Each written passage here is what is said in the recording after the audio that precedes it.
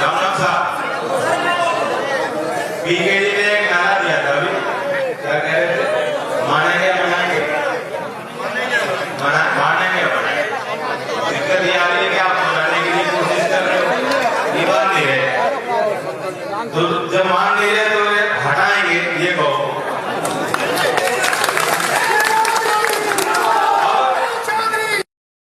100 दिन से ऊपर हो चुके और पूरे देश के ऐसा नहीं है कि सिर्फ एक क्षेत्र तक ये आंदोलन की गूंज पहुंची हो, ये भावना पूरे देश में है। सरकार ने कोशिश की इस आंदोलन को सिमटने की, सिमट का छोटा सा सीमित रह जाए कि ये तो जाति का है, ये खालिस्तानियों का है, ये उग्रवादियों का है, ये तो जो लोग मोदी जी को पसंद नहीं करते वह लोग सड़कों पर बैठे, सारे जो हथकंडे अपना सकती है सरकार ने कोशिश की। लेकिन मैं अपने अनुभव से भी आपको बता रहा हूं, आज यहां आपने भी साबित किया और जगह जगह पर जो किसान पंचायत हो रही है लोग अपने आप आ रहे हैं। वो इसलिए आ रहे हैं कि वो समझते हैं हम लोग इकट्ठा होंगे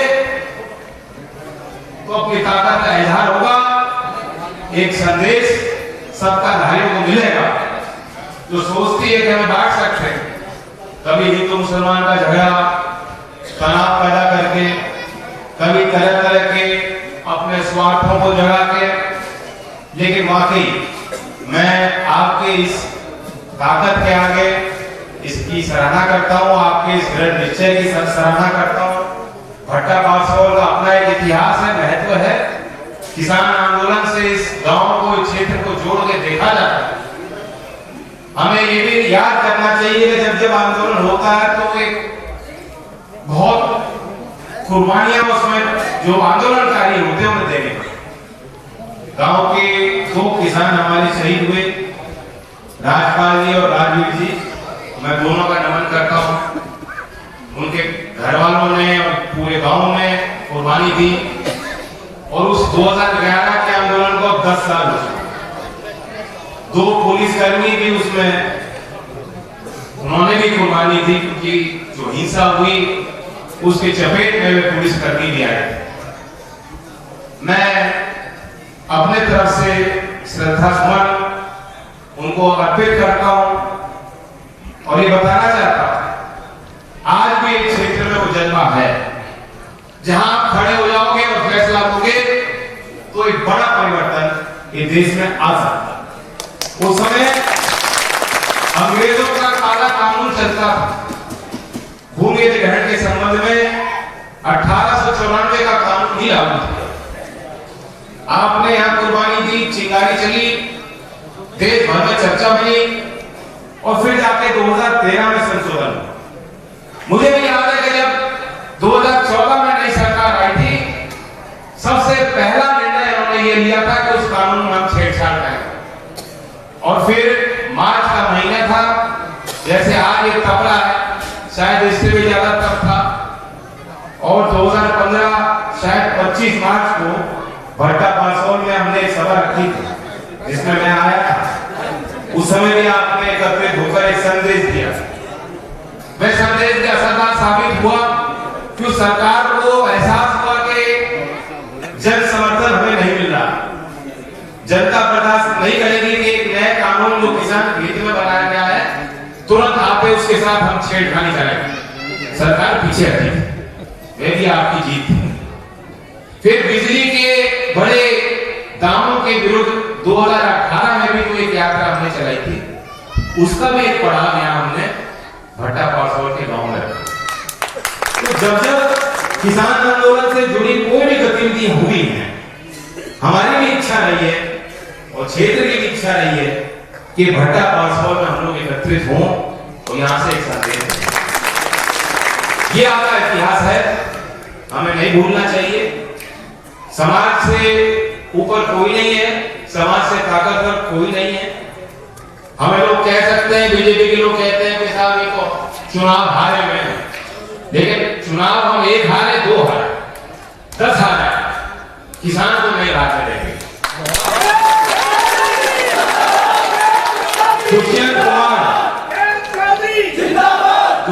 कुमार एक प्रसिद्ध कवि हैं, उनके शब्दों की एक पंक्ति में इसी संदर्भ में कहना चाहूंगा कि उन्होंने कहा कि इस नदी की धार में ठंडी हवा चलती तो है, इस नदी की धार में ठंडी हवा चलती तो है, नाव जर्जर ही सही लहरों से टकराती।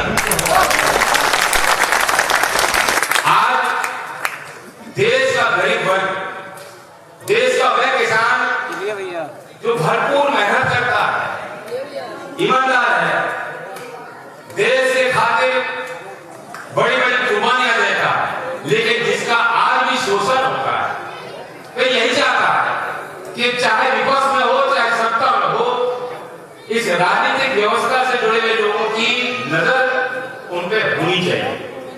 चौधरी चरण सिंह जी का एक मंत्र था, वह आपको सिखा के गए थे कि जो ये आप अपनी खेती पे रखते हो, खलियाने पे रखते हो, तो दूसरी आप देश के सत्ता पे रखो।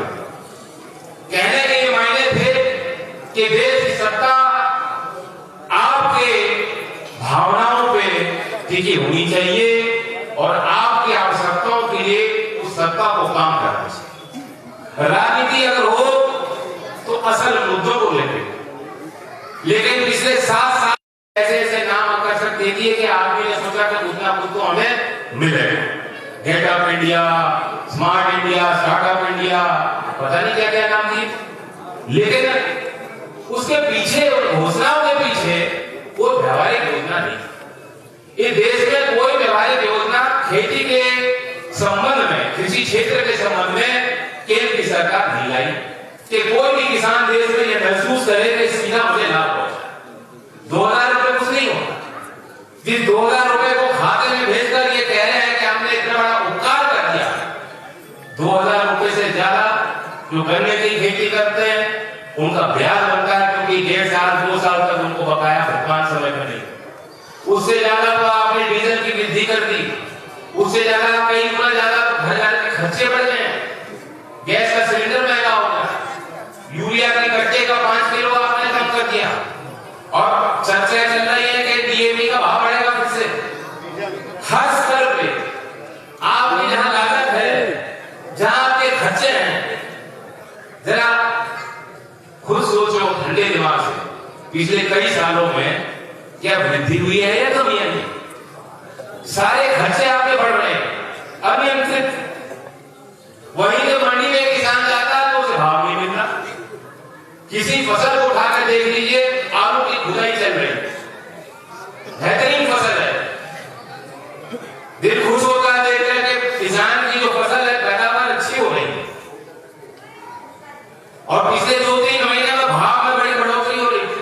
महंगा बीज खरीदा, बीज बहुत महंगा था, लेकिन किसानों ने इसलिए किया, क्षेत्रफल को भी बढ़ा दिया, सोच के थे कोई ना कहीं पिछले कई वर्षों का जो घाटा है अब फायदे में होगा, लेकिन अब देख रहे हैं कि दाम फिर गिर गया। आप गेहूं की फसल लोगे, सरकार का रेट है 1975 रुपए, क्या भाव मिला है? 1200-1300। बाजरे का सरकारी रेट 21.5 रुपए। कहीं किसान किसी क्षेत्र के किसान नहीं मिले आज तक जो कह रहे हैं कि हमें वो भाव मिला। किसान के धान पिट गया, हर फसल की यही स्थिति। इस बीच में सरकार नए कानून लाती है। अब जहां सरकार जिन राज्यों में खरीदती नहीं है, या जहां मंडियां नहीं है, या जहां किसान को भाव नहीं मिल रहा, उन्हें एक नई उम्मीद दिखाएगी सरकार, कह रही है कि अब निजी ग्राहक जब आएंगे और प्रतिस्पर्धा होगी, सरकार तो तुमसे लेती नहीं है, अब टाटा अंबानी अदानी आके लेंगे तो तुम्हें क्या घाटा है? तुम्हें तो फायदा मिलेगा। फिर कह रहे हैं सरकार के लिए तो बड़े किसानों का नुकसान है, छोटे किसानों को लाभ है। तो तरह तरह की बातें ये लोग कर रहे हैं, कह रहे हैं कि सिर्फ पंजाब के कुछ लोग जहां मंडिया जाता है वही लोग सकते हैं। वास्तविकता यह है कि आप अध्ययन करोगे, 2006 में बिहार में ऐसे ही संशोधन हुए एपीएमसी एक्ट, और वहां सरकारी मंडियों का कोई अस्तित्व नहीं। कई फसलों में पैदावार बिहार में अच्छी होती है, मक्के की शायद एशिया में सबसे बड़ी मंडी बिहार में ही है, धान की अच्छी पैदावार वहां करते हैं। और मैं बताना चाहता हूं कि 2006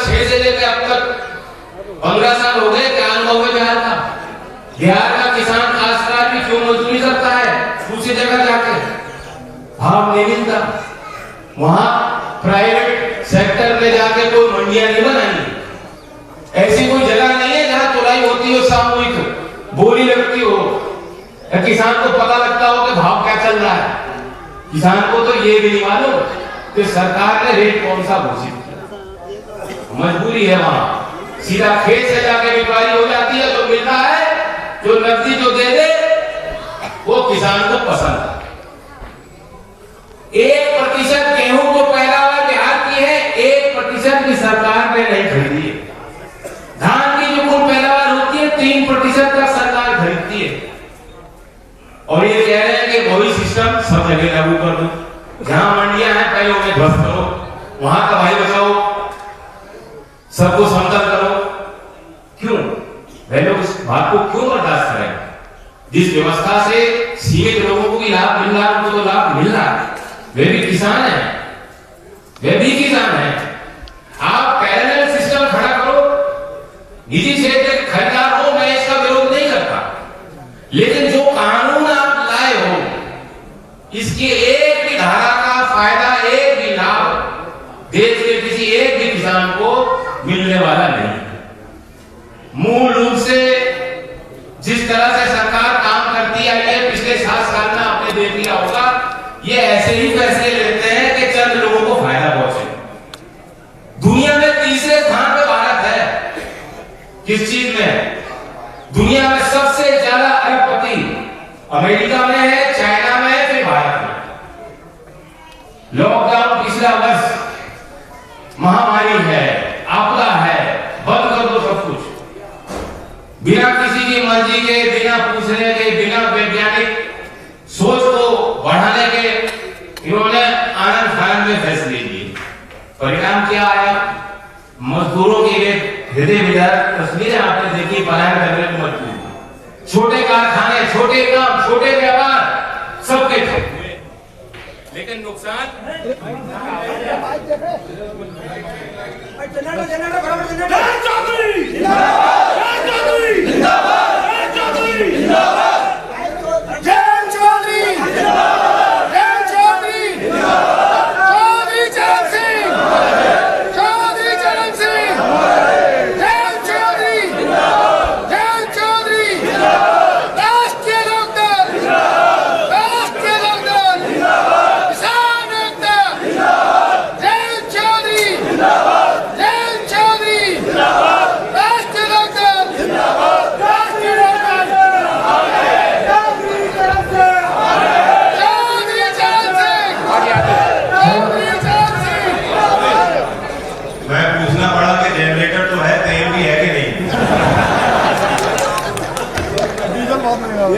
बड़े लोगों को बहुत फायदा मिला है।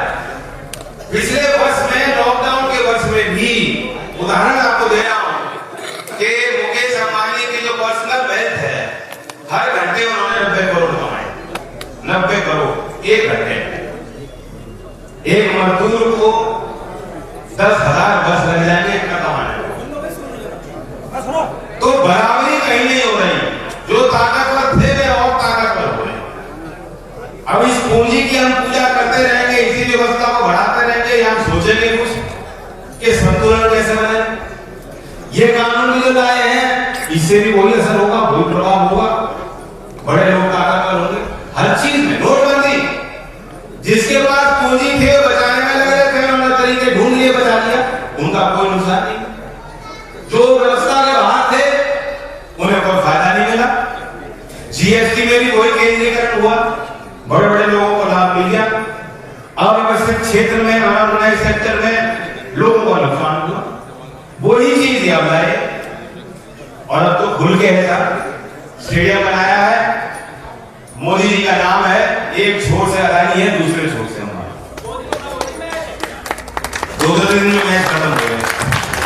किसान के लिए कील लग रही है, बड़े लोगों के लिए लाल कालीन लग रही है। क्या ये आप ही की आवश्यकता है, आप ही का इंतजार है? जो काम 80 करोड़ किसान के देश में नहीं कर सकते, वह काम आप करिए। हो सकता है आप उनसे बेहतर करो। सरकार का दायित्व है, सरकार की जिम्मेदारी बनती है, सरकार पीछे नहीं हट सकती। अगर सरकारी मंडियां ध्वस्त हो जाएंगी, सरकार हस्तक्षेप नहीं करेगी, नहीं चलेंगी, हर किसान की सुनवाई नहीं होने वाली। और ये आपका अनुभव, इस क्षेत्र का भी अनुभव है। जमीन को लेकर यहाँ विवाद होते रहते हैं, सरकार भी हस्तक्षेप करती रहती है, जब चाहते हैं बड़े बड़े लोग आते हैं, नियम बदल जाते हैं। अभी बातचीत हो रही थी कि जो यहाँ जिनकी जमीनें एक्वायर हुई, देखने को इतना अच्छा लगता है, नोएडा में बड़ी बड़ी कोई इमारत बन रही है, बात अलग है, वहां अंदर कोई लाइट, कोई रोशनी, कोई घर परिवार नहीं बस रहे, लेकिन देखने में अच्छा लगता है कि विकास हो। लेकिन वो विकास की परिभाषा से स्थानीय लोग तो बाहर हैं, जिनकी जमीन गई, आज उनके घर में चिराग बंद है, उनके घर के नौजवान को नौकरी नहीं मिल रही, जो वादे किए गए थे वे पूरे सरकार ने नहीं किए। और रास्ते में चर्चा हो रही थी, अब तो सरकार पीछे प्रयास कर रही है कि या तो आबादी वाला प्लॉट लो, या जो वैकल्पिक आपको 6% दिया था किसानों को वह ले लो। दोनों संभव नहीं है, दोनों नहीं मिलेंगे। दो लोग कब्जा कर रहे हैं, वे भी दो ही लोग हैं, और किसान लोग कह रहे हैं तुम दो नहीं ले सकते। तो ये सारी पाबंदियां, सारी शर्तें हैं आप पे लागू है। एक उदाहरण गन्ने उद्योग का है, कॉन्ट्रैक्ट फार्मिंग की बात करते लोग, कॉन्ट्रैक्ट ही है वो भी बॉन्ड है, लेकिन वहां रेट सरकार तय करती है। यहाँ ये कह रहे हैं रेट हम नहीं तय कर सकते, एमएसपी नहीं मिलेगी, जो 2 करार में हो जाएगा तो बातचीत फाइनल हो जाएगी किसान के बीच और कंपनी के बीच, वो लागू। कानून में ये भी प्रावधान उन्होंने किया। मैं पूछना चाहता हूं, अगर इनकी नीयत साफ होती, ये उन्होंने कानून में क्यों लिखा कि किसान की कोई शिकायत होगी तो कोर्ट में नहीं जाए? क्या कारण है? कोर्ट में नहीं जा सकता किसान, और ये जब करार होगा, कॉन्ट्रैक्ट खेती होगी, तो जिनको खरीदना है वो कभी भी कह सकते हैं भाई नमी है, हम नहीं खरीदे। इन्होंने कहा पैन कार्ड धारक कोई भी वह सीधा खरीद सकता है किसान को। हमने किसान को आजाद कर दिया, किसान को मोदी जी ने आजाद कर दिया। आजाद तो किसान को नहीं किया, आजाद चंद कॉर्पोरेट बिचौलियों को उन्होंने किया। इस देश में कितने नकली पैन कार्ड हैं? सरकार ने 2018 में माना था, खुद कहा था, दावा किया था कि जब से हम आधार कार्ड लाए हैं देश में 18 करोड़ पैन कार्ड हमने फर्जी पाए।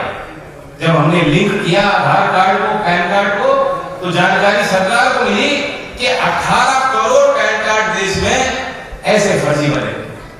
तो पैन कार्ड खुद सरकार कह रही है 18 करोड़ फर्जी, और फिर कह रही है पैन कार्ड लेके कोई भी आकर फसल खरीद लेगा, किस भाव पे खरीदेगा, और खरीदने के बाद पैसा मिलेगा नहीं मिलेगा, कभी भी मिलेगा, कोई तंत्र इनके पास नहीं है, कोई तैयारी इनकी नहीं है, कोई सोच नहीं, कोई विजन नहीं, कोई काम करने का तरीका नहीं। इनका मकसद ये नहीं कि आपको लाभ मिले, इनका मकसद कुछ और। तो इस बात को अब गांव-गांव में इस बात की चर्चा होने लगी, और किसान को मूर्ख नहीं, किसान को गवार नहीं, किसान बेहद होशियार है, संवेदनशील है, सतर्क रहना पड़ता है किसान। हमारे तो खून में है, जो बगावत की बात हो रही थी, वो तो बगावत तो किसान को करनी पड़ती है हमेशा। हम आगे हो सकते हैं सरकार के लिए, लेकिन देश के लिए बेवफा नहीं हो सकते।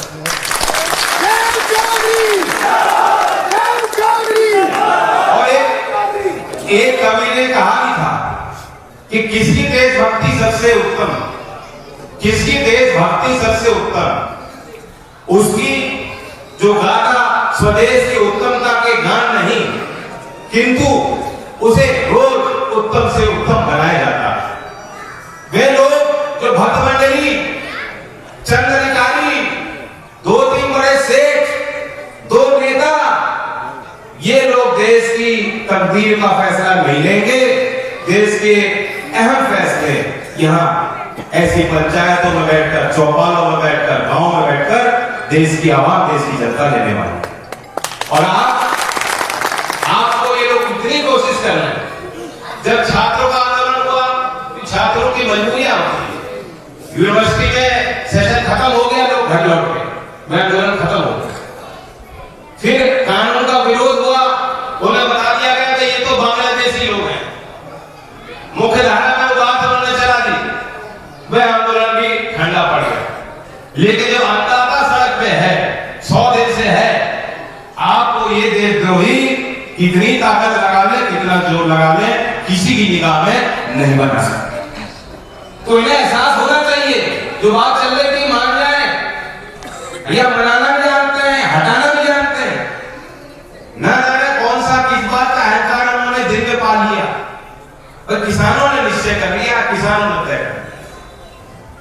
आज मैं नमन उनका भी करता हूं, 250 से ज्यादा किसान इस आंदोलन में इन्होंने कुर्बानी दी। उनके घर के लोग, उनके परिवार के लोग, उनके क्या बीत रही। इस आंदोलन की एक खूबी और है कि ये सभी जाति और धर्म के लोग उसमें जुड़ रहे। यहाँ तो महिलाएं आई हैं कम संख्या में, लेकिन बराबरी की टक्कर दे रही है। कल अंतरराष्ट्रीय महिला दिवस था, मैंने मेरे घर से चालू गई थी टिकरी बॉर्डर, और वो बता रही थी कि क्या दृश्य थे। हजारों महिलाओं बैठी, पूरा दिन उसने वहां दिया, बातचीत करी, और वापस आके वो लौट के मुझे बता रही, हर उम्र की वहां महिला थी, बता रही थी कि 8-8 दिन हम रहती है, फिर हम लौटती हैं, कैसे घर के काम, खेत के काम, सब चीज उन्होंने आपस में मिल बांट के जो है जिम्मेदारियां बांटी हैं। बहुत बड़ा संकल्प लेके लोग यहाँ तक पहुंचे। सरकार इस बात को कितनी देर छू सकती है? बात हो रही थी रास्ते में कि क्षेत्र में हिरण है ना, वो दिखते बहुत है हिरण, आगे रखो, लिख के आगे रखो। सब जगह है हिरण, नहीं है हिरण की बात। मुझे लगा कि भाजपा का कार्यकर्ता का हिरण नाम आता गांव में अब वक्त आ गया। गांव में आप उनको बुला के पूछो, बैठा हो और पूछोगे तुम कहां खड़े हो, अपनी आंखें खोलो, तुम्हें हमारे बीच क्यों भेजा जा रहा, हमें मनाने, तुम हमें नहीं मना सकते। अगर रीढ़ की हड्डी है तो गुलामी की जंजीरें छोड़ो, अपने जो है सत्ता को, कुर्सी को बचाने के लिए अपनी कोशिशों को त्यागो, अपने स्वार्थ को छोड़ो, अपने पार्टी के अंदर बोलो लोगों को, बड़े नेतृत्व कि जनता नहीं मानने वाली, जनता ये कोई जिद्दी जनता भी नहीं है, ये लोग जानते हैं अपने हित को, अपने हित को साधना जानते हैं, बचाना जानते। तो या तो आप मान जाओ, वरना कुर्सी गई। हमारे यहाँ तो यूपी में हालत इतनी खराब है, इतनी खराब है, सरकार तो बड़े बड़े दावे करती है। रोजगार पे मैंने एक बात कही थी, कई आंकड़े सामने आते हैं जो बड़े दर्दनाक हैं। भर्ती के लिए बुलाया जाता है, इम्तिहान हो जाते हैं, भर्ती की पूरी प्रक्रिया पूरी हो जाती है, भर्ती होती है। पुलिस की भर्ती निकली थी 2 साल पहले और 49,568 पोस्ट थे। लोगों को खुशी हुई कि चलो कहीं ना कहीं किसी को तो मौका मिले। 14,000 की ज्वाइनिंग हुई, बाकी अभी जो है अंधेरे में है, किसी को पता नहीं क्या हो, किसी को नहीं मालूम। आज इस प्रदेश को आधुनिक पुलिसिंग की जरूरत है, एक सशक्त पुलिस तंत्र को खड़ा करने की आवश्यकता है। चौधरी चरण सिंह जी ने पहला राष्ट्रीय पुलिस कमीशन आयोग की गठन उन्होंने किया। वो चाहते थे प्रॉपर ट्रेनिंग पुलिस वालों को मिले, डिसिप्लिन बने। जब तक पुलिस के लोग ही जो है पुलिस मैनुअल को नहीं मानेंगे, नियम के हिसाब से नहीं चलेंगे, कानून का आदर नहीं करेंगे, तो जनता तो नहीं करेंगे, न ही जनता में इनकी इज्जत बढ़ेगी। हमारे तमाम आंदोलन में किसान जवान को भिड़ा देती है सरकार, लेकिन हमारी लड़ाई पुलिस वालों से नहीं। आप खुद देखो उनकी ड्यूटी कैसी है, कितनी कठिन ड्यूटी है, और क्या दे रही सरकार? शायद 2200 रुपए देती है साल में यूनिफॉर्म के लिए, साइकिल भत्ता देती है 200 रुपए, इस साइकिल से हो जाएगा। पौष्टिक आहार के लिए देती है शायद 1500 रुपए, पौष्टिक आहार लेने के लिए। कठिन ड्यूटी है पुलिस की। बॉर्डर स्कीम से लोग तंग है, घर वालों की देखभाल नहीं करता। यानी जो ईमानदार है वो ईमानदार की देखभाल भी सरकार नहीं करता, उनके हाथ बांध दिए जाते हैं, भ्रष्टाचारियों को बढ़ावा दिया जाता है। एक योजना चल रही है यूपी में, एक योजना बड़ी अच्छी चल रही है, वो है 1 डिस्ट्रिक्ट 1 क्राइम। जिले जिले में जो क्राइम बांट दिया, नोएडा में तो फिर भी व्हाइट कॉलर क्राइम है, व्हाइट कॉलर है, और हाथरस में रेप मर्डर है, और दूसरी जगह कॉन्गल क्राइम है, कुछ जगह किडनैपिंग चल रही है, कुछ जगह संगठित अपराध चल रहा है। नोएडा में तो शायद व्हाइट कॉलर क्राइम, ये सब तरीके के हैं, 6 हो रही है। अलग अलग तरह के। तो योगी जी ने अच्छा बंटवारा कर दिया। तो इसमें आप सोचो ये हमारे मुद्दे हैं, ये मौका है जो क्षेत्र आज जा रही लोगों की, ये अवसर मिल रहा है। खेती के मुद्दे, किसान के मुद्दे, तरक्की के मुद्दों पे हमें चर्चा करनी चाहिए और फैसला आपको लेना चाहिए। हमें आपने ताकत नहीं दी। ये नहीं है कि आज वोट का मसला है इसलिए हम लोग आ रहे हैं, वोट हमें नहीं मिली, हम तब भी यहाँ खड़े हैं, तब भी यही है। भूमि अधिग्रहण कानून में छेड़छाड़ हो रही थी, तब भी हम लोग यही थे। तो हम अपने कर्तव्य का निर्वाह करते हैं, लेकिन मतदाता के रूप में आप कुछ अहम फैसले बैठ के लो। चौधरी चरण सिंह जी ने मंच बनाया था, ये आप ही का है, इसे आप चलाना चाहते हो, ताकत देना चाहते हो, तो इसमें प्रयास दिन रात एक करके आपको कार्यकर्ताओं को करने पड़े। आपके नेतृत्व में कोई दबाव किसी तरह का अनैतिक कोई सरकार आ जाए कोई बना नहीं सकता। और मैंने कहा लहर से टकराना कौन रहा है, टकराना है किसान के हित में कौन बोल रहा है, लोकदल के लोग खड़े हैं। क्यों खड़े हैं? क्योंकि यही धर्म है, ये हमारा धर्म है और इसी परंपरा को आगे हमें बढ़ाना है। मुझे बाबा कहते हैं, जो बुजुर्ग हैं जिन्होंने चौधरी साहब को करीब से देखा था, इनकी भी यही इच्छा। उस समय क्या जाट था, क्या गुर्जर था, क्या यादव था, क्या कुर्मी था, क्या फॉरवर्ड, क्या दलित था, और ताकत थी, आपका वजूद था, सरकार आपके कहे से चलती थी। और आज हमारी हैसियत ये हो गई कि 100 से दिन से ऊपर हम लोग सड़कों पर बैठे हैं और हमारा अपमान संसद में खुद प्रधानमंत्री कर रहे हैं। तो ये चोट महसूस होनी चाहिए। जिसे ये चोट महसूस हो रही है, मैं उन्हें न्योता लेने आया हूं कि आ जाओ, अपनों के साथ जुड़ो, अपने परिवार के साथ।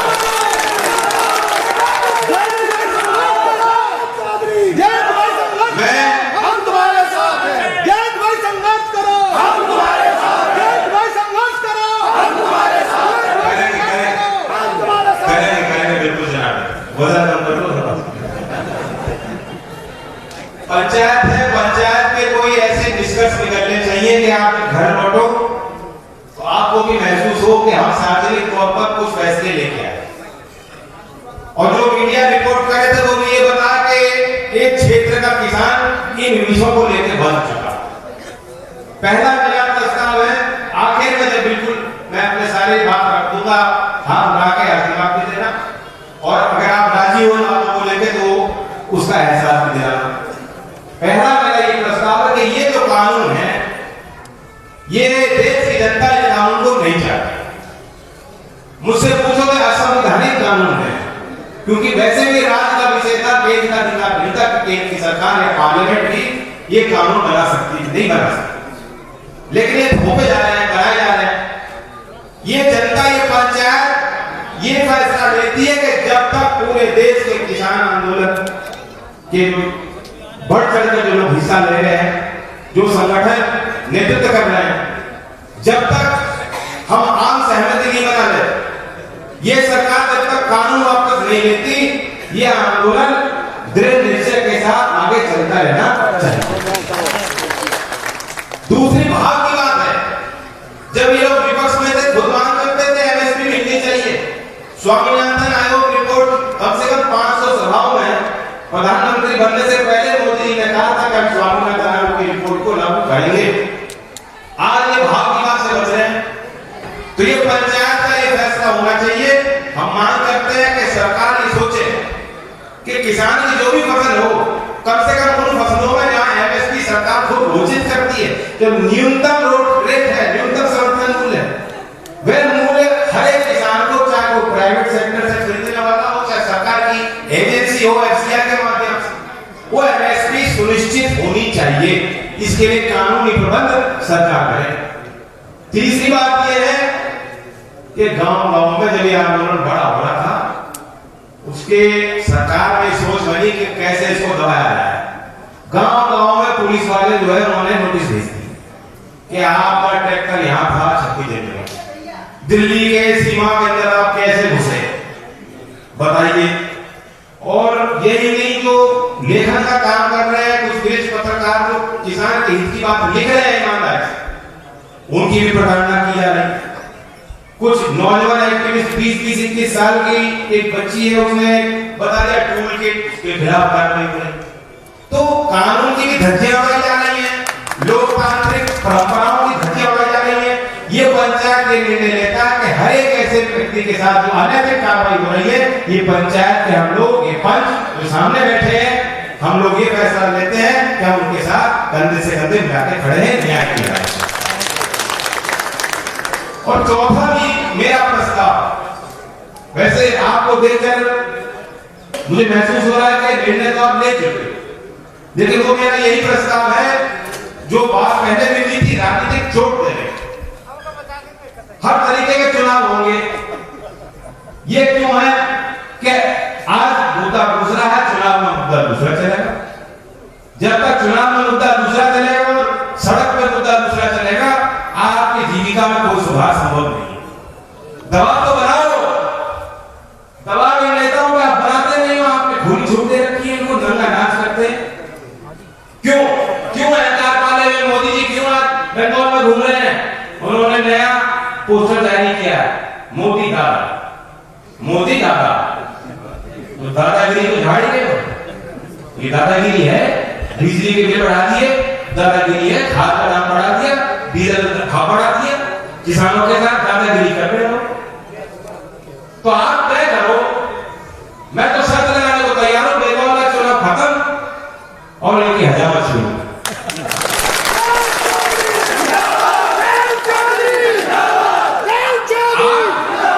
ऐसा फैसला लो, ऐसा कड़ा फैसला लो, क्योंकि इस बात को समझ लो, ये जो चुनाव आएगा, चाहे जिला पंचायत का हो, चाहे बड़े स्तर का हो, विधानसभा का हो, एक भी सीट भाजपा के लिए निकलेगी तो दिल्ली में विश्लेषण होगा कि क्षेत्र के किसान आंदोलन के साथ नहीं।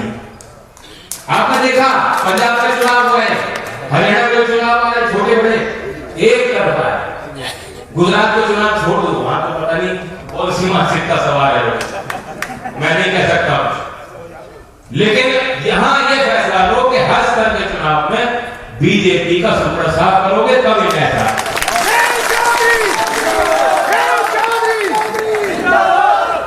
राजी हो?